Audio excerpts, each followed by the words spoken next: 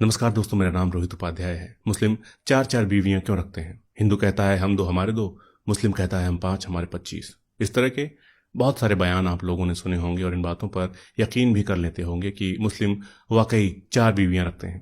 इस वीडियो में बात इसी विषय पर। हिंदू हम दो हमारे दो और वह हम 5 हमारे 25 करते रहे। तो दोस्तों, 2011 की जनगणना के अनुसार मुस्लिम धर्म को मानने वालों का सेक्स रेशियो है 1000 मुस्लिम पुरुषों पर 951 महिलाएं। मतलब कि अगर हर मुस्लिम पुरुष एक मुस्लिम लड़की से ही शादी करना चाहे तो भी इस हिसाब से 49 लोग कुंवारे ही रह जाएंगे।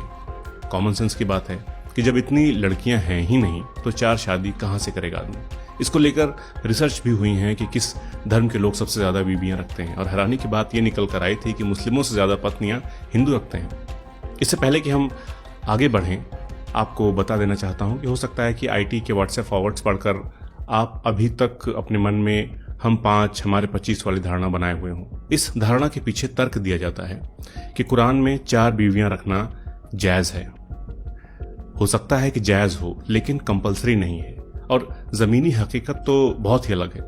तो दोस्तों, धर्म और समुदाय के हिसाब से किसने कितनी शादियां की हैं, अंतिम बार इसकी गणना साल 1961 में की गई थी, जो हालांकि काफी पुराना डेटा है, लेकिन उसमें भी 1 से ज्यादा पत्नियां रखने वाले मुस्लिम समुदाय के सबसे कम लोग थे। सिर्फ 5.7% मुस्लिमों की ही 1 से ज्यादा बीवियां थी। वहीं 5.8% हिंदुओं की 1 से ज्यादा बीवियां थी।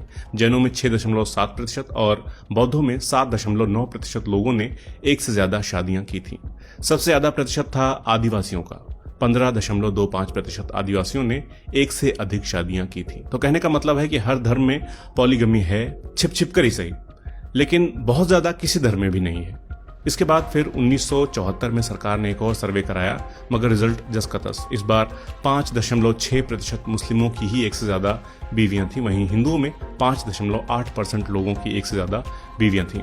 1993 में भी रिसर्च हुई, लेकिन ऐसा ही डेटा निकल कर आया। मानवाधिकार कार्यकर्ता जॉन दयाल की रिसर्च में भी ये बात सामने आई कि हर धर्म के लोग 1 से ज्यादा पत्नी रखते रहे हैं, लेकिन इसका प्रतिशत बहुत कम रहा है और धीरे धीरे और कम होता जा रहा है। 2006 में हुए नेशनल फैमिली हेल्थ सर्वे के आंकड़े बताते हैं कि 1.7% हिंदुओं की ही 1 से ज्यादा पत्नियां थीं, 2.5% मुस्लिमों की और 2.1% क्रिश्चियंस की 1 से ज्यादा पत्नियां थीं।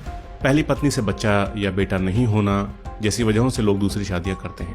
अब सवाल ये उठता है कि फिर इसके लिए मुस्लिमों को ही क्यों बदनाम किया जाता है? जवाब है विक्टिम को ही कल्प्रिट बनाने की सोच। जैसे कि लड़कियों का रेप हो रहा है तो उन्हीं की गलती निकाल दो कि छोटे कपड़े पहनती हैं, रिप्ड जीन्स पहनती हैं, इसलिए उनका रेप होता है।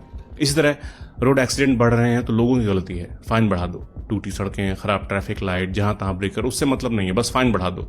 तो हमारे देश में सबसे कम पढ़ी लिखी कम्युनिटी मुस्लिम्स की है। जब पूछा जाए कि क्यों पिछड़ी कम्युनिटी सबसे ज्यादा मुस्लिम्स की है, तो सीधे कह दो कि जी ये तो अपनी वजह से है। 4 बीवियां रखेंगे, 10 बच्चे पैदा करेंगे तो क्या होगा।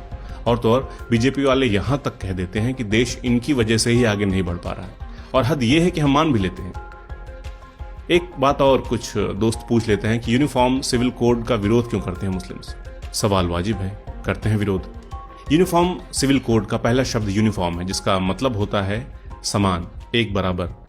मगर क्या मुस्लिमों को इस देश के लोग बराबर मानते हैं? क्या इस देश में सिर्फ मुस्लिम होने की वजह से लोग लिंच नहीं कर दिए जाते हैं, जेल में नहीं डाल दिए जाते हैं, सरकार के निशाने पर नहीं रहते हैं? तो जब यूनिफॉर्मिटी है ही नहीं तो काहे का यूनिफॉर्म सिविल कोड?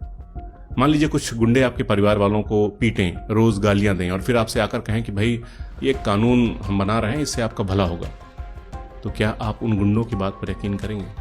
नहीं करेंगे। इसलिए बार बार कहता हूं कि पहले हमें मुस्लिम सहित अपने सभी नागरिकों को अच्छे से शिक्षित करने की, एम्पावर करने की जरूरत है।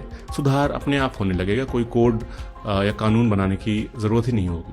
ये सब राजनीति है, बेवजह के मुद्दे हैं। बाकी बेरोजगारी का आलम यही रहा तो क्या हिंदू क्या मुस्लिम, एक लड़की भी शादी करने को राजी नहीं होगी। 4 तो बहुत दूर की बात है, सब योगी मोदी जैसे हो जाओगे।